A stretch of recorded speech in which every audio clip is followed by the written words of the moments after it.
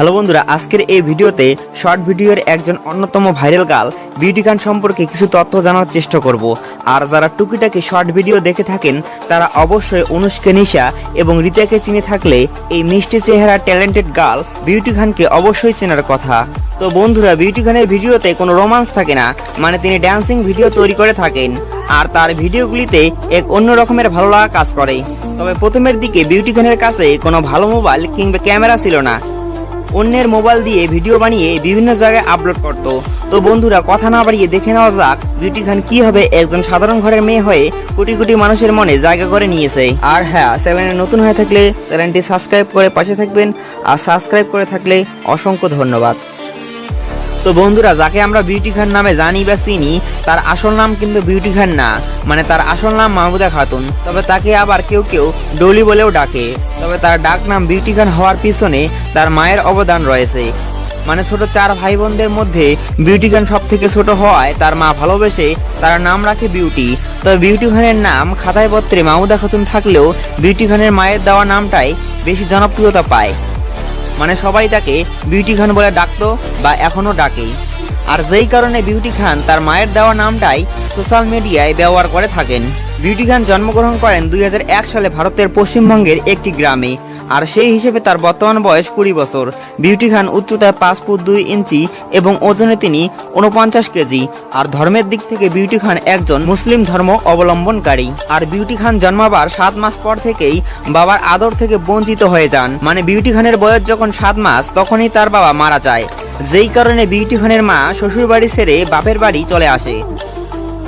আর beauty খান তার মামার বাড়িতেই দাদু দিদার কাছে লালিত পালিত হয়। যাই হোক, বিউটি খান 2017 সালে তার স্কুল জীবন শেষ করার পর ডিওজিও কলেজে এডমিশন হয়। আর বর্তমানে বিউটি খান কলেজের 3য় বর্ষের ছাত্রী। বিউটি তার অ্যাক্টিং এর ক্যারিয়ার শুরু করেন লাইকি নামে একটি শর্ট ভিডিও অ্যাপের মাধ্যমে। তবে তার সফলতা কিংবা তার জনপ্রিয়তা ছড়াতে থাকে টিকটক অ্যাপের মাধ্যমে। বিউটি প্রথমের দিকে লাইকি অ্যাপে ভিডিও ছেড়ে 1 মিলিয়নের বেশি ফলোয়ার সম্পূর্ণ করে। তবে 1 মিলিয়ন ফলোয়ারও তাকে সফলতার কাছে নিয়ে যেতে পারেনি। এরপর বিউটি খান লাইকি অ্যাপে ভিডিও ছাড়ার পাশাপাশি টিকটকে ভিডিও আপলোড করা শুরু করেন এবং আপলোড করার কয়েকদিনের মধ্যেই ভিডিওগুলি ভাইরাল হতে শুরু করে। তবে বিউটি খান তখনও জানতো না যে তিনি টিকটকে এতটা সফলতা পাবে। আর বিউটি খানের টার্নিং পয়েন্ট আসে 2020 সালের প্রথমের দিকে। ফলোয়ারের সাথে সাথে ফ্যান ফেভারিটও খুব দ্রুতভাবে বাড়তে থাকে।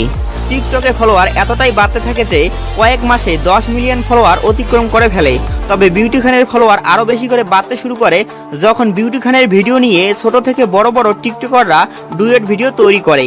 আর অন্যদিকে বড় বড় ইউটিউবাররা বিউটি খানের ভিডিওকে নিয়ে রোস্ট করলে ভারত সহ বিউটি খানের জনপ্রিয়তা বিভিন্ন দেশে ছড়িয়ে পড়ে। আর টিকটক ব্যান হওয়ার আগে পর্যন্ত বিউটি খানের টিকটকে ফলোয়ার ছিল 20 মিলিয়নের একটু বেশি। যাই হোক, টিকটক ভারতে ব্যান হলে বিউটি খান একটু ভেঙে পড়ে, তবে নিজের দেশের কথা ভেবে নিজেকে একটু সান্ত্বনা দেয় এবং সেই সাথে বিউটি খান ইউটিউবে একটি চ্যানেল ক্রিয়েট করেন। আর বর্তমানে তার ইউটিউবে সাবস্ক্রাইবের সংখ্যা 5 লক্ষেরও একটু বেশি। সেখানে বিউটি খান সাধারণত তার ড্যান্সিং ভিডিওগুলি ছেড়ে থাকেন। তবে বিউটি খান ড্যান্সিং ভিডিওর পাশাপাশি ভ্লগ ভিডিও তৈরি করে থাকেন। আর সেই ভিডিওগুলি আপলোড হয় আরবাজ মাল্লিক নামক আরবাজের ইউটিউব চ্যানেলে। আবার অনেকে মনে করেন আরবাজের সঙ্গে বিউটি খানের প্রেমের সম্পর্ক আছে, আর ভাবাটাও স্বাভাবিক। তবে আরবাজ কিংবা বিউটি খান কখনোই প্রকাশ করেননি যে তাদের মধ্যে কোনো সম্পর্ক আছে। আর আমার মনে হয় তারা দুজনেই ভিতরে ভিতরে ইউটিউব স্পিরিট চালিয়ে যাচ্ছে। যাই হোক, বিউটি খান মোজ অ্যাপের পাশাপাশি ইনস্টাগ্রামে ফটো কিংবা ভিডিও আপলোড করে থাকেন। বর্তমানে বিউটি খানের ইনস্টাগ্রামে ফলোয়ারের সংখ্যা 2 মিলিয়নের একটু বেশি। আর ইনি হচ্ছেন বিউটি খানের মামার মেয়ে, যাকে আমরা বিউটি খানের সাথে অনেক ভিডিওতে দেখেছি। আর তিনিও কিন্তু ভিডিও বানিয়ে যথেষ্ট জনপ্রিয়তা অর্জন করেছেন, তবে বিউটি খানের মতো না।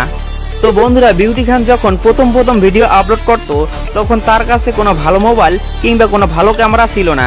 বিউটি খান তার ভিডিওগুলি জিয়া খানের বাবার মোবাইল দিয়ে, মানে তার মামার মোবাইল দিয়ে তৈরি করে বিভিন্ন জায়গায় আপলোড করত। তো বন্ধুরা, নিজের মধ্যে যদি কোনো ট্যালেন্ট থাকে তাহলে ভালো মোবাইল, ভালো ক্যামেরা কিংবা ভালো সুগঠিত চেহারা দরকার হয় না।